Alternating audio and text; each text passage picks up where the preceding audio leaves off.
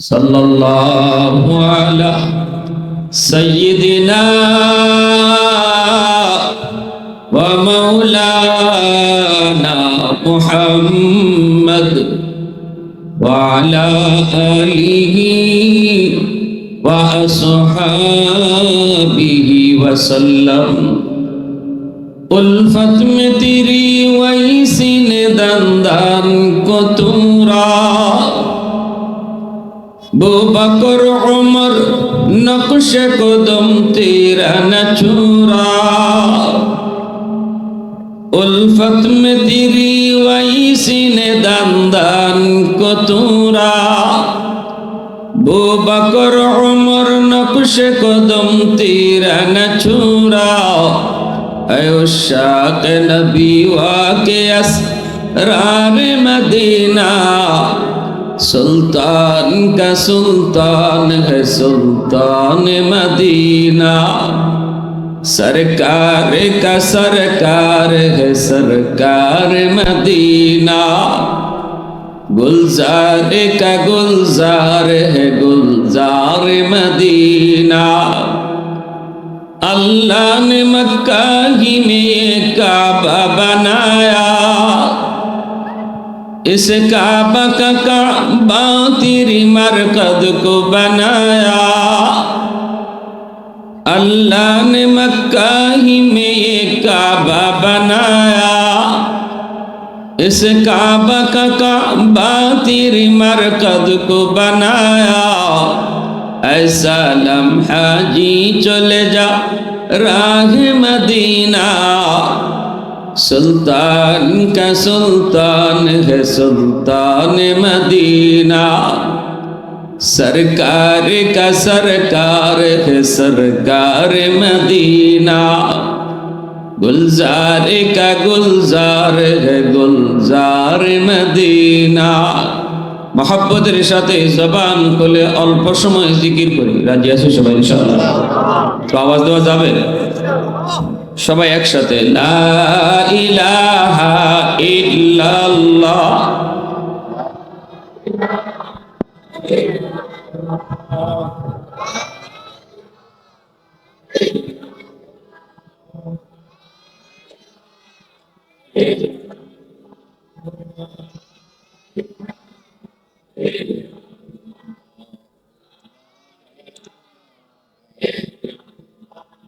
सुबहानल्लाह वल्हम्दुलिल्लाह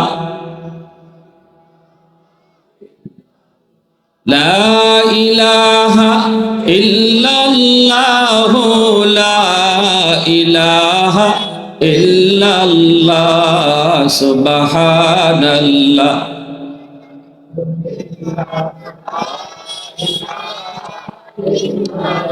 ला इलाहा इल्लल्लाहु मुहम्मदुर रसूलुल्लाह। जोरे सुरे बोली सल्लल्लाहु अलैहि ওয়াসাল্লাম। নবীজির সাথে সম্পর্ক কি একজন বলেন তো? আল্লাহ নবীর সাথে আত্মীয়তার সম্পর্ক কি ছিল? কেউ আছেন? হাত তুলেন। হ্যাঁ, হয়নি? এখান থেকে হাত তুলেন একজন। নবীজির শ্বশুর, নবীজির শ্বশুর আবু বকর আর রাসূলুল্লাহ জামাই। নবীজি হইলেন কি? হযরত উমর নবীজির কি তালা গুণ?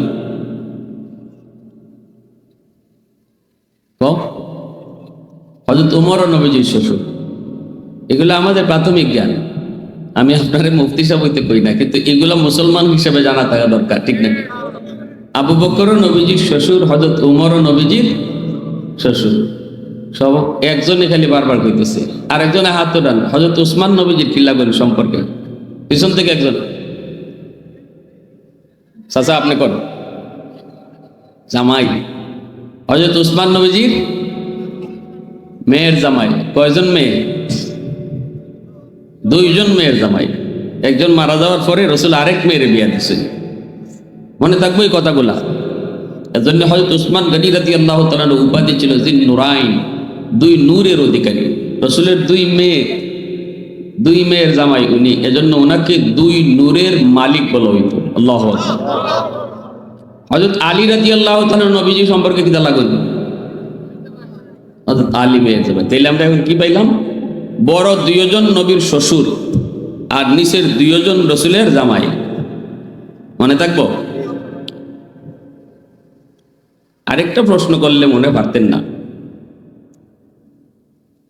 আলী রাদিয়াল্লাহু তাআলা মেয়ে যে রাসূলের মেয়ের জামাই, এটা ঠিক, এটা তো জানলাম আমরা। কিন্তু জামাই ওইবার আগে রাসূলের সাথে আত্মীয়তার সম্পর্ক কি ছিল? মাশাআল্লাহ, বেজরার মানুষ, মাশাআল্লাহ, খুশি হলাম। এটা আপনারা জানেন, আলী রাদিয়াল্লাহু তাআলা নবীজির আপন স্বাস্থ্য ভাই, খালি স্বাস্থ্য ভাই না, আপন স্বাস্থ্য ভাই। নবীজির আপন চাচা আবু তালিব, যিনি মুসলমান হন নাই, আবু তালিবের ছেলে হলেন হযরত আলী। তাইলে নবীজির আপন স্বাস্থ্য ভাই, আপন স্বাস্থ্য ভাইয়ের কাছে মেয়েরে বিয়া দিছিল। শরীয়তে এটা বৈধ আছে, জায়েজ আছে। রাসূলের যে মেয়েকে হযরত আলীর কাছে বিয়া দিছিল, মেয়েটার নাম কি? ফাতেমা রাদিয়াল্লাহু তাআলা। এই বিষয়গুলি আমাদের বেসিক নলেজ, এটা হাত পাখা হইলে ভালো হতো। আবু বকর সিদ্দিক রাদিয়াল্লাহু তাআলা উম্মতের মাঝে সবচেয়ে দামি, ওনার মর্যাদা নবীজির পরে আর উম্মতের সবার উপরে আলীর, হযরত আবু বকর সিদ্দিক রাদিয়াল্লাহু তাআলার মর্যাদা। কিন্তু এরপরও হযরত আবু বকর সিদ্দিক একদিন হযরত ওমর রাদিয়াল্লাহু তাআলা আনহুকে বলতেছেন, ভাই ওমর, তোমার জীবনের নেকি আমি আবু বকরের চেয়ে বেশি। হযরত ওমর বলেন, এটা আপনি কি কইলেন? আপনি কই আর আমি ওমর কই? রাসূল আপনার পিছে নামাজ পড়ছেন। আল্লাহু আকবার। উম্মতের সবার উপরে আপনার মর্যাদা। যে নবী বলেছেন, আমি গোটা উম্মতের ঋণ শোধ করলেও আমার আবু বকরের ঋণ শোধ করা সম্ভব না। আপনি সেই আবু বকর, আর আপনি বলতেছেন আমি উমরের জীবনের নেকি বেশি। কোন যুক্তিতে, কোন দলিলে? হযরত আবু বকর সিদ্দিক বলেন, ভাই ওমর, কোন যুক্তি নাই, কোন দলিল আছে? যুক্তির আকার আমি বলি নাই, কিন্তু কোরআনের আয়াত দলিল। হযরত ওমর ডাক দিয়ে বলেন, ভাই আবু বকর, আল্লাহর কোরআনের কোন আয়াত, যে আয়াতে আমি ওমরের জীবনের নেকি নিয়ে আল্লাহ কথা বলছেন? আমি তো কোরআনে এমন কোন আয়াত পাই নাই। কিন্তু সিদ্দিক আকবর বলেন, ভাই ওমর, আল্লাহ পাক কোরআনের এক আয়াতের ভিতরে দুনিয়ার মানুষের নেকির মাপকাঠি, দুনিয়ার মানুষের নেকির স্কেল বলে দিয়েছেন। আর আমি ওই স্কেলের আঙ্গিকে মাপে দেখি তোমার জীবনের নেকি আমার চেয়ে বেশি। ভাই ওমর, কোরআনের কোন আয়াত মানুষের জীবনের নেকি মাপা যায়? আমি তো পাই নাই, একটু আমার বলবেন নি? এই কথা বলতেই হযরত আবু বকর সিদ্দিক বলেন, কোরআনের আয়াত দলিল। কোরআনের আয়াত হলো নেকি মাপার স্কেল। কোন আয়াত? কয় আয়াত হলো ইল্লা মান তাবা ওয়া আমানা ওয়া আমিলা আমালান সালিহা ফাউলাইকা ইউবাদদিলুল্লাহু সাইয়্যাতিহিম হাসানাত ওয়া কানাল্লাহু গফুরার রহিমা।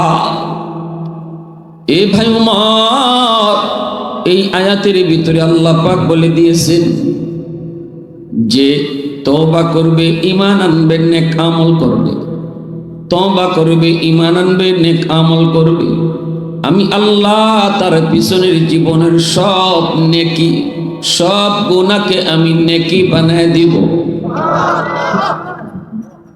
এই যদি হয় আল্লাহ পাকের ঘোষণা রে ভাই ওমর, তাহলে এবার আসো, পিছনের জীবনে কার কি পরিমাণ গুনাহ ছিল একটু খুঁজে দেখি। ইসলাম গ্রহণ করার আগে তোমার জীবনের গুনাহ আমার চেয়ে বেশি ছিল। কথা ঠিক না বেঠিক? ওমর কয় ঠিক, ঠিক না নি? কারণ ওমরের গুনাহ তো আবু বকরের চেয়ে বেশি, এটাই স্বাভাবিক। কারণ ওমর নরম না গরম? নগদে কাম হয় উমরের কাছে, বাকি কোনো কাম। এজন্য ইবলিসেও যদি দেখে বেজুরার এই রাস্তা দিয়ে উমর ঢুকছে, তে ইবলিস আরেক রাস্তা দিয়ে যায়, ঠিক না নি? আল্লাহ রসুল সবের সাথে শয়তান আছে, কিন্তু আমার উমরের লগে নাই। উমরের লগে শয়তান থাকেই না, ডরাইয়া। কারণ উমরের হাতে থাকে খোলা তলোয়ার। ইবলিসে ভাবে যে এই বেটার সময় নেয় না, এ বেটা কিতা লাগায় না, সময় লাগায় না, আমি কোন দিন ধরা খাইমু আর নগদে কামই দিব, দরকার নাই, থাকারই দরকার নাই। সাহাবীরা কয়, ইয়া রাসূলুল্লাহ, আপনার লগেও কি ইবলিস আসেনি? রাসূল কয়, আমার লগেও আছে, কিন্তু আমার উমরের লগে নাই। তবে আমার লগে যে শয়তান আছে, এ কালেমা পড়ে মুসলমান হয়ে গেছে। সুবহানাল্লাহ, জোরে কন। আল্লাহর নবী এক জায়গায় দাঁড়ায় রইছেন, নবীজির পাশে এক মহিলা ডোল বাজায়।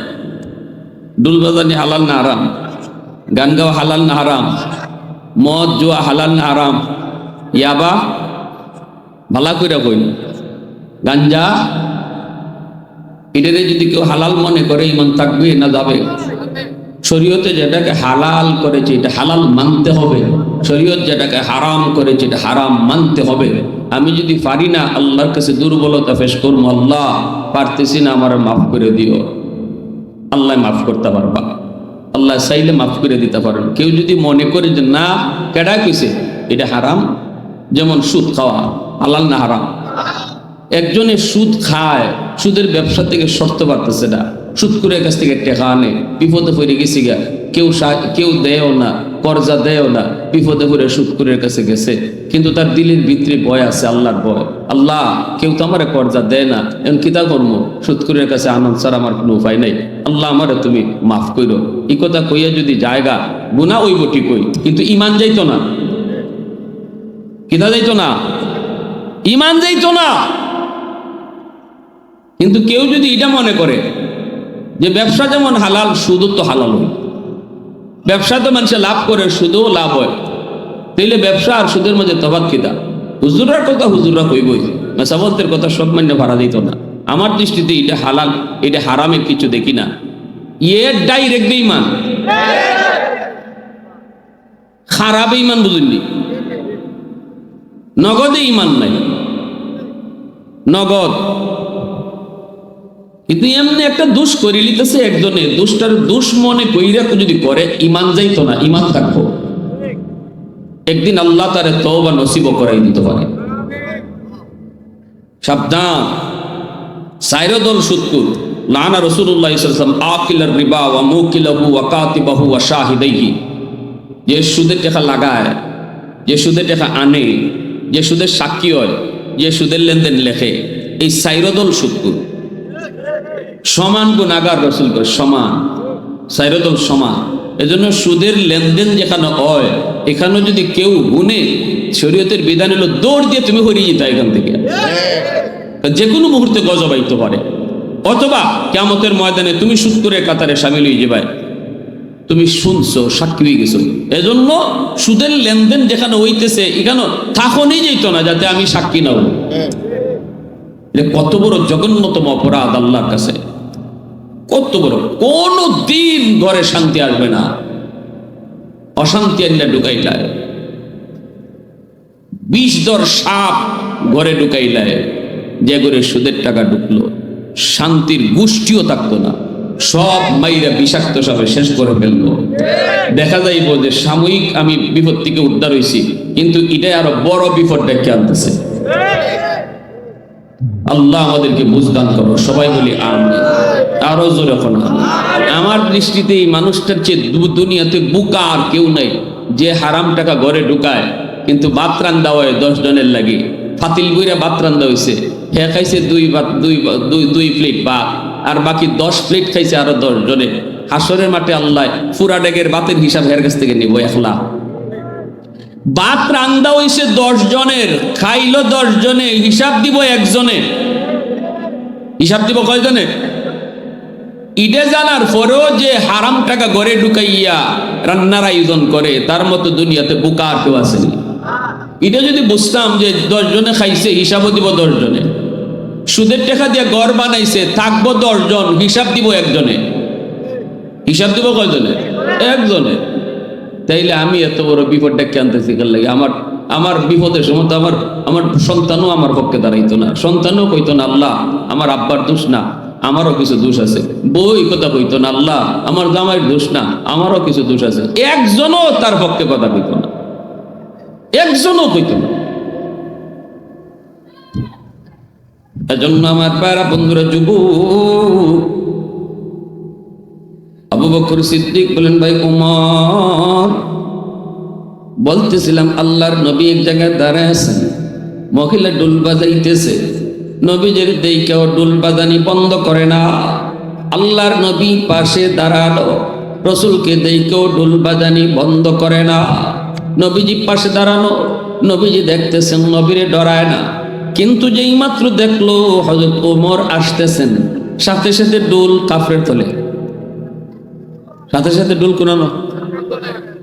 হযরত ওমর আসা মাত্রই নবীজি ওমরের দিকে চায় চায় মুচকি হাসেন। আল্লাহর নবীর সাহাবী ওমর কই, নবী গো আপনি হাসেন কেন? নবীজি কই, মহিলার কাণ্ড দিকে হাসতেছি, মহিলার তামসা দিকে। কি হয়েছে? এতক্ষণ আমি দাঁড়ায় আছি, আমারে ডরায় না, ডোল বাজায়, তোমারে দেখা মাত্রই বালা মানুষ, আস্তা ভালো মানুষ। ডুল কোনানো আছে খুঁজ পাইতায় না, আমি জানি কাপড়ে তোলে হারাই দিছে। হযরত ওমর চোখ লাল করে গুসা হয়ে গেলেন, মহিলারে তিনি কিছু বলবেন। নবীজি বলতেছেন, ওমর কিছু বইল না, মহিলার দোষ নাই, মহিলার কোনো দোষ নাই রে ওমর। হযরত ওমর বলেন, নবী গো আপনারে দেখে ডরাইল না, আমারে দেখে ডরায়, এটা আবার দোষ না কেমনে? নবীজি বলেন, মহিলার দোষ না রে ওমর, এতক্ষণ পর্যন্ত মহিলার সাথে শয়তান ছিল, এখন তোমারে দেখা মাত্রই শয়তান চইলা গেছে। দুষ্ট মহিলার না, দুষ্ট হইলে ইবলিসে। ইবলিস অতক্ষণ তার দ্বারও আসিল, এজন্য আমার ডরাইছে না, আর তোমার দেখা মাত্র ইবলিস গেছি গিয়া। এজন্য হযরত ওমর একজন গরম সাহাবী। হযরত ওমর ইসলাম গ্রহণ করার আগেও আবু বকর সিদ্দিক থেকে অপরাধ বেশি করছেন, অতএব গুনাহটা ওমরের বেশি। এটা ওমরও মানছেন, আবু বকরও মানছেন, ঠিক না নি? আর আল্লাহ এই আয়াতে কইছেন, যারা তওবা কইরা ঈমান আনিলেই গো, আমি আল্লাহ তার পিছনের জীবনের গুনাহ যে এই পরিমাণ গুনারে আমি এই পরিমাণ নেকি বানাই দিলাম।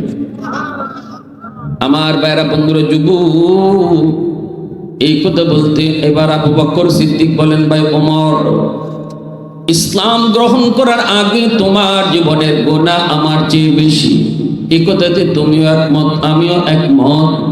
এবার তুমি আল্লাহর কোরআনের আয়াতে আসো। আল্লাহ পাক বলেছে, ঈমান আনার পর, তওবা করার পর আল্লাহ পাক গুনাহ যেই পরিমাণ হয় এই পরিমাণ নেকি বানায়। গুনাহ যদি তোমার আগে বেশি হয়ে থাকে, তাহলে এইবার তওবা করার পর তোমার নেকিও তো আমার চেয়ে বেশি হয়ে গেল। কোনো আওয়াজ নাই, কোনো যুক্তি নাই।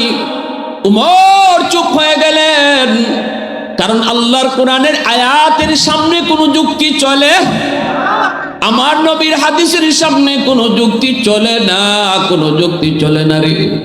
আমার যুক্তি ততক্ষণ যতক্ষণ আল্লাহ রসুলের কথা পাবো না। যখনই আমি আল্লাহ এবং তার রসুলের কথা পেয়ে যাব, সাথে সাথে আমার যুক্তি বাতিল। আমি যত বড় পণ্ডিত হই, আমার পণ্ডিতি আল্লাহ রসুলের সামনে কিছুই না। ওমর সাথে সাথে চুপ হয়ে গেলেন। চুপ হয়ে বলতেছেন, ভাই আবু বকর, এত সুন্দর করে তুমি আমাকে বুঝাইয়া দিছ, আল্লাহর কোরআনে আয়াত দিয়ে তুমি বুঝাইয়া দিছ আমার জীবনের নেকি তোমার চেয়ে বেশি। কথাটা আমি মেনে নিলাম, যেহেতু আল্লাহর কোরআন দিয়া দলিল দিয়ে দিছ। কিন্তু এবার আমি তোমাকে বলতে চাই, ভাই আবু বকর, যদি আমার জীবনের নেকি বেশি হয়, তাহলে আমি আমার জীবনের নেকি তোমারে দিয়া দিলাম, তুমি তোমার জীবনের নেকি আমারে দিবাইনি। আমরা জীবনের নেকি বদলা বদলি করিলাই। আল্লাহু আকবার। আসো আমরা জীবনের নেকি বদলা বদলি করে ফেলি। জীবনের নেকি বদলা বদলি করা লাগবে না। আমি ওমর তোমাকে আমার জীবনের সব নেকি তোমারে দিয়া দিব, তুমি শুধু বিনিময়ে আমাকে এক রাইতের নেকি দিবাইনি। আবু বকর কয়, ওমর কোন রাতের নেকি তুমি চাও? ওমর কয়, যেই রাত্রে আমার মায়ার নবীর সাথে তুমি হিজরত করেছো, যেই রাতে আমার মায়ার নবীর সাথে তুমি হিজরত করেছো, ওই রাতের নেকি যদি আমাকে দাও, আমি ওমর তোমাকে আমার জীবনের সবগুলি নেকি দিয়ে দিব। এ ভাই আবু বকর, আমি ওমর তো জানি ওই রাত্রে তুমি কি পরিমাণ কোরবানি করেছো। আমার রাসূল তোমাকে 40টা দিন আগে ইশারা দিয়া কইছিলেন, আবু বকর যে কোনো একটা রাতে তোমাকে নিয়ে আমি হিজরত করব, তুমি সতর্কতাই কও। নবী যেই রাত্রে তোমার ঘরের দরজার সামনে যেয়ে দাঁড়ালেন, আস্তে করে নবীজি দরজার মাঝে নক করলেন, আবু বকর কয়া। গভীর রাত, সারা দুনিয়ার মানুষ ঘুমন্ত, পাক পাখালি মানব দানব সবাই ঘুমায় আছে, কেউ জাগনা নাই। মক্কা মদিনার মানুষ ঘুমে। ওই অবস্থায় রহমতের নবী দু জাহানের বাদশা তোমার দরজার সামনে যে আস্তে করে নক করেছেন, নক করা মাত্রই তুমি দরজা খুলে দিয়েছো। মায়ার নবী দরজা খুইলা নবী ভিতরে ঢুকে তোমারে জিজ্ঞেস করলেন, আবু বকর এত তাড়াতাড়ি কেমন করে দরজা খুলেছো? এত তাড়াতাড়ি কেমন করে দরজা খুলছ? আমি তো তোমাকে আস্তে করে নক দিয়েছি যেন কাফির বেদিন বেঈমানরা টের না পায়। সেদিন তুমি চোখের পানিটা মুইসা মুইসা নবীরে কইছিলে, নবী গো 40 দিন আগে আপনি ইশারা দিয়েছিলেন আবু বকর যে কোনো এক রাতে তোমাকে নিয়ে হিজরত করব, সতর্কতাই কর। ওই রাত থেকে আমি আজ পর্যন্ত কোন রাত বিছানায় পিঠ লাগাই না। কোন রাতে দু জাহানের বাদশা আমার দরজার সামনে এসে আমাকে আস্তে করে নক দেয়, দরজা খুলতে যদি দেরি হয় নবীর কষ্ট হবে, এজন্য আমি ঘুমাই নাই গো নবী। সারাটা রাত, আজকে 40টা রাত যাবত সারা রাত আমি দরজার পাশে দাঁড়ায় দাঁড়ায় আপনার অপেক্ষা করেছি। এ ভাই আবু বকর, ওই রাতের নেকি ওমর চায়, ওই রাতের নেকিটা ওমরে চায়, আর ওমর তার জিন্দেগির সব নেকি তোমারে দিতে চায়। গারে সুর, এত উঁচু পাহাড়, ওই পাহাড়ের উপরে গুহা, সেই গুহায় নবীকে নিয়ে তুমি উঠছো, কিন্তু আমার নবীকে তুমি পাহাড় বাইতে দাও নাই। পাহাড়ের নিচে যে তুমি কইছো, নবী গো এত উঁচা পাহাড়টা বায়ে বায়ে উঠতে আপনার বড় কষ্ট হবে গো নবী, আপনি আমার পিঠে উঠেন। আমার রহমতের নবীরে তুমি নিজের পিঠে তুলছ, নিজের পিঠে উঠাইয়া এত উঁচা পাহাড়, যেই পাহাড়ে উঠতে কত কষ্ট, পাথরের উপরে পাথরে পা দিয়ে উঠতে হয়, সেই পাহাড়টা আমার নবীরে নিজের পিঠে লইয়া তুমি উঠছো। গুহার কিনারা যায় নবীর আগে ঢুকতে দাও নাই, মায়ার নবীর গুহার মুখটাতে তুমি দাঁড় করে রাখছো, আর কইছো নবী গো আপনি একটু দাঁড়ান, আমি আগে যাই ভিতরে ঢুকি, যে দেখি গুহাটা নিরাপদ কিনা, হিংস্র কোনো জীব জানোয়ার যদি তাকে আপনার ক্ষতি করবে, আমিও আবু বকরকে মেরে ফেলো, উম্মতের তেমন ক্ষতি হবে না। নবী গো আপনি দাঁড়ান। আমার মায়ার নবীর তুমি গুহার মুখটাতে দাঁড় করায়া নিজে আগে যায় ঢুকছো, ঢুকে সবগুলি গর্তের মুখ তুমি বন্ধ করেছ।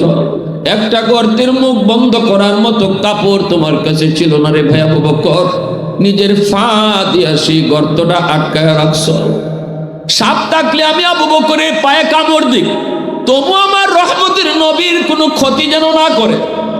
মায়ার নবীরে তুমি ডাক দিয়া গুহার ভিতরে ঢুকায় বলছো, নবী গো আপনি আমার ওরাতে ঘুমান, কষ্ট হয়েছে গো নবী আপনি ওরাতে ঘুমান।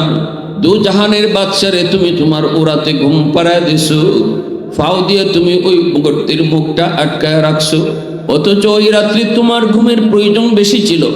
40 রাত তুমি ঘুমাও নাই, আমার নবী ঠিকই ঘুমাইছেন, তুমি ঘুমাও নাই। আজ ঘুমের প্রয়োজনটা তোমার বেশি ছিল ভাই আবু বকর, কিন্তু এরপরও নিজে না ঘুমাইয়া দু জাহানের বাদশারে নিজের উড়াতে ঘুম পাড়াইয়া দিছ। দু জাহানের বাদশা তোমার উড়াতে ঘুমায়, আর তুমি নয়ন জুড়া জুড়া নবীর চেহারাটা দেখতেছো। এত কাছে থেকে আমি ওমর আমার নবীরে কোনোদিন দেখি নাই, যত কাছে তাইকে আমার নবীর চেহারা তুমি দেখেছো। ওই অবস্থায় তোমার পায়ে কামড় দিল বিষাক্ত সাপ, সাপের যন্ত্রণা কামড়ের যন্ত্রণায় তুমি অস্থির, কিন্তু তুমি বডি নাড়াও না, তুমি বডি নাড়াচাড়া করো না, কারণ বডি নাড়াইলে আমার নবীর ঘুম ভেঙে যাবে। দাঁতে দাঁতে কামড় দিয়া তুমি বিষের যন্ত্রণা সহ্য করেছ, দাঁতে দাঁতে কিরিমিরি খায়া তুমি যন্ত্রণা সহ্য করেছ। তোমার চেহারা কালো হয়ে যাইতেছে, কিন্তু বডি লাড়াও না, লাড়াইলে আমার নবীর ঘুম ভাঙবে, আমার নবীর ঘুম ভাঙলে নবীর কষ্ট হবে। হঠাৎ চোখের 2 ফোঁটা পানি নবীর গাল মোবারকে পড়ে গেল। এই চোখের পানির গরমে নবীর ঘুম ভেঙে যায়। দু জাহানের বাদশাহ তিনি ঘুম থেকে উইটা থেকে তুমি কান্দো, চেহারাটা তোমার কালো। নবী কয় আবু বকর কান্দো কেন? তুমি বলেছিলে নবী গো আমার পায়ে সাপে কামড় মারছে। রহমতের নবী তার লব মুবারক হাতে নিয়ে লাগানো মাত্রই আল্লাহ বিষাক্ত সাপের বিষকে আল্লাহ পানি করে দিছে। নবী তখন বলেছিল আবু বকর দোস্ত আমার, এত বড় বিষাক্ত সাপের কামড়টা তুমি কেমনে সহ্য করছো? একটু নাড়াচড়া করো নাই, বডিটা একটু লড়াও না, নবী গো আপনার ঘুম ভাঙবে, এজন্য আমি কিরিবিরি খায়া থাকছি। আল্লাহর নবী কয় সাপ তুই বাইরো, আমার আবু বকরকে কেন কামড় দিলি? আল্লাহু আকবার। সাপের সাপ গর্তের ভিতর থেকে বেরিয়ে আসলো, আল্লাহর হুকুমে সাপের জবান আল্লাহ খুলে দিল। সাপে আওয়াজ দেয়া কই নবী গো, ওগো নবীজি আমি আগেই মাপ চাই, আমি ইচ্ছা করে আপনার বন্ধুরে কামড় দেই নাই, আমি বাধ্য হয়েছি গো নবী। ওগো নবীজি আজকের এই দিনটার জন্য আমি আজকে এতটা বৎসর যাবত এই গুহায় থাকতেছি, শুধু আপনার নোরানি চেহারা এক নজর দেখব। আমার এখানে বাড়ি ছিল না, আমার বাড়ি ছিল ওই যে খেজুর বাগান, ওই খেজুর বাগানে আমি সাপ থাকতাম। আমার বাগানের ভিতর দিয়ে 2 জন তাওরাত কিতাবের আলেম তারা যায়, আরেকজন ডাক দেখো দোস্ত ওই যে দেখো একটা গুহা দেখা যায়, এই গুহার মধ্যেই তাওরাত কিতাবে লেখা আছে আখির জামানার নবী দু জাহানের বাদশা হিজরতে রাতে তিনি এখানে অবস্থান করবেন। এই সেই